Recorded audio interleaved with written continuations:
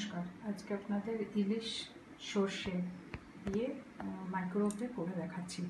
এখানে কি করবেন, ইলিশের টুকরোগুলো রাখা আছে, সর্ষে মাখানো আছে, নুন হলুদ মাখানো আছে, আর আছে আপনার হচ্ছে গিয়ে কাঁচা লঙ্কা দিয়ে এটাকে তেল দিয়ে ভালো করে একটা মাখা পেস্ট এরকম বসিয়ে দিলেন মাইক্রোওয়েভের ভিতরে। দিয়ে টাইমিং দিয়ে দিন 900-এ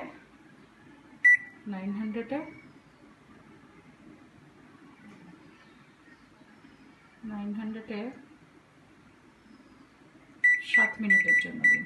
ইলিশ মাছ খুব অল্প সময়ে হয়ে যায়, তো 7 মিনিটের জন্য। 7